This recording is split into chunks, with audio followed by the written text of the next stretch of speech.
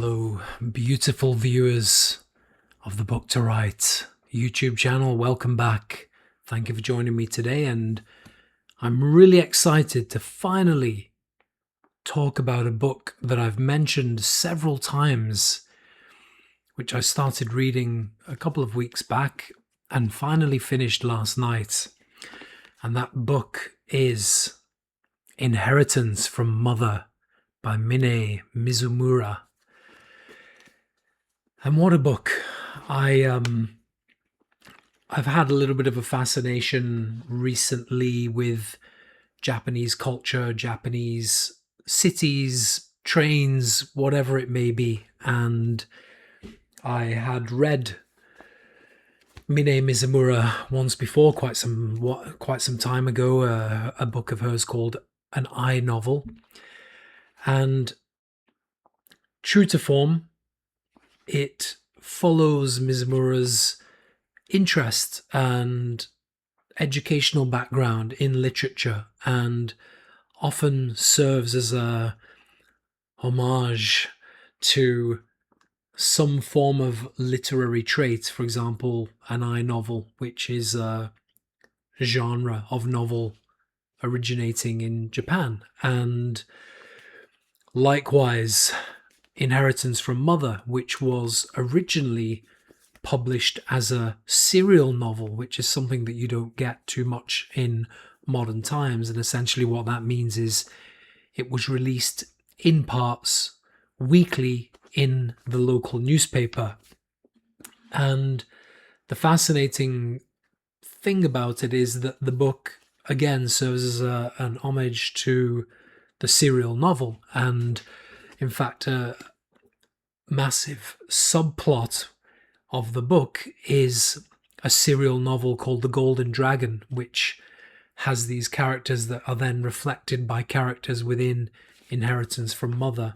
And I found that a beautiful literary device. And I have to say that the book is, as I'd mentioned before, very, very powerful. Very emotional one for me, because the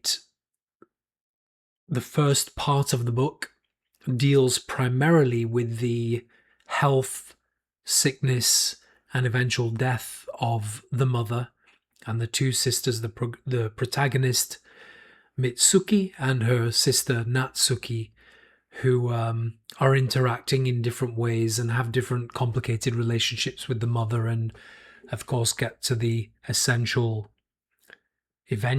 part of the mother passing away, which is not surprisingly not necessarily something that the sisters are devastated about. In fact, on the contrary, they're kind of looking forward to it.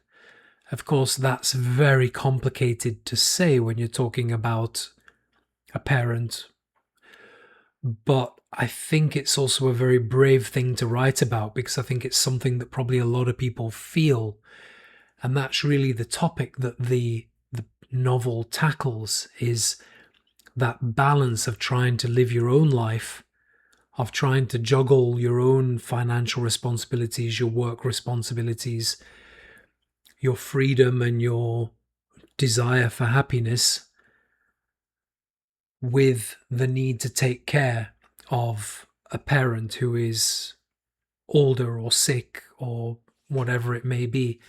And that is really part one of the book, to be honest, is actually quite emotionally difficult to read, because of course we all assign our own personal emotions and experiences to the events. And I've spent the entire time reading the book in deep reflection. I close the book and drift off into space, and I'm dreaming of my own relationship with my father, with my mother, and things that I wish now that I could say to my mother that I obviously will never have the opportunity to say, or things that I wish I'd done back then that I never did, or things I wish I'd done differently perhaps. And that's human. That's part of being human, and that's something that we have to accept. None of us ever is perfect, and none of us ever have a perfect relationship with anybody. And we also never choose, or we don't always choose to say the right thing or behave in the right way. And this book really deals with that deeply. Another theme in the book, and again, drawing on literature and literary history, Mizumura uses the Flaubert novel Madame Bovary, the classic French novel, and of course France plays a central role in this book because most of the characters that in fact become main characters have spent time in France learning French, teaching French, translating. Madame Bovary is what the character Mitsuki is reading after the death of her mother when she goes off to a retreat in a French chateau, which is, of course, still in Japan, but it's outside of Tokyo, and it's a little bit of a retreat in the style of a French chateau.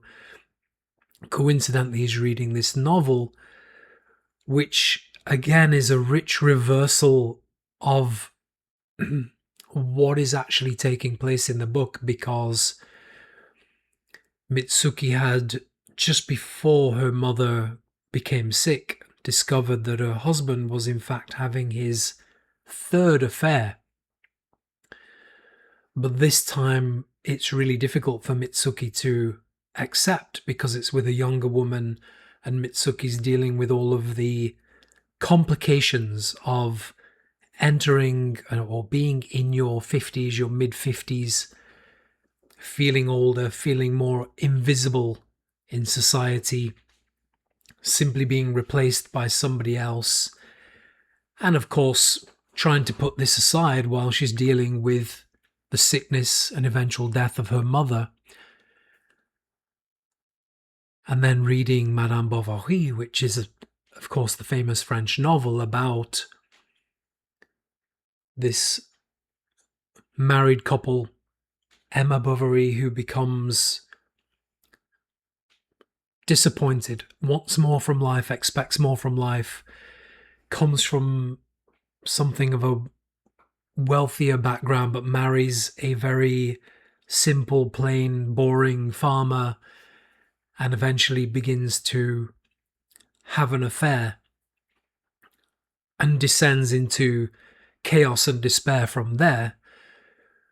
But likewise, as Mitsuki is reading this book and they're in this French chateau and they have this the long-term guests club kind of thing where they meet each night in the, not each night, but they meet regularly in the restaurant of the hotel and sit around talking. And there's a rumor that the long-term guests are there to, a psychic predicts that there's going to be a death or a suicide or a murder.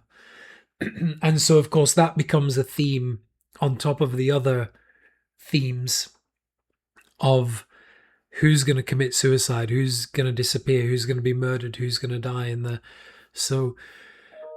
but the second part of the book really serves as something that offers hope again, life after death, if you like, where the characters begin to feel some kind of a hope and clarity, and they realize that there are still opportunities left, regardless of your age and regardless of your position in society. You can still have these chance encounters and meet people that make a difference, and you can choose to see things more positively. And I think I've probably given away the entire book almost now, because if you wanted to read it, I've maybe just destroyed it for you. But anyway, it was a really moving, impactful, beautiful book. I will probably end off by just reading one or two passages to you, and just very, very short passages. Do not despair, my good viewers. The stars remained indifferent in their icy beauty. The night was not yet far along, but Lake Ashinoko was set so deep in the mountains that silence reigned and stars in their millions sparkled. It felt like the middle of the night. When she closed her eyes, the stars, bright afterimage, lingered behind her lids. I just thought that was a very beautiful, poetic little piece. And one of the things of part 2 of the book, well, part 1 and part 2 essentially, but part 2 more so, it's delving into the history of the family, of the mother, of the relationships, and giving you a better understanding overall of what took place, and also calling upon this original serial novel, The Golden Dragon, and how Mitsuki's grandmother, who could hardly read at the time, managed to struggle through and read this book and saw herself and her situation in the book. And so you constantly have this intertextuality taking place. And here's another typical passage from part 2. Mitsuki remembered a musical event at Golden. Golden is the name of the retirement home that the mother goes into very briefly because she falls sick as soon as she goes in there. So let me begin the passage again.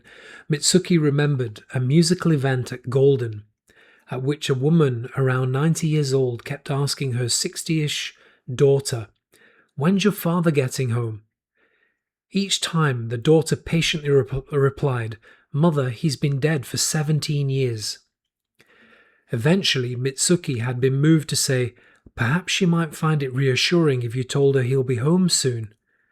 The daughter had smiled wryly. "On the contrary, that's exactly what she's afraid of." And that it sums up almost historical literature, but historical literature, of course, reflecting our lives and our relationships, and how Mitsuki steps in assuming that the daughter wants to be or the mother wants to be told, "Your husband will be home soon." And the daughter actually says, "No, in fact, that's what she's afraid of." And that's one of the glorious parts of the book as it leads towards its conclusion, is discovering that independence and freedom are actually the most beautiful things in life that we can have.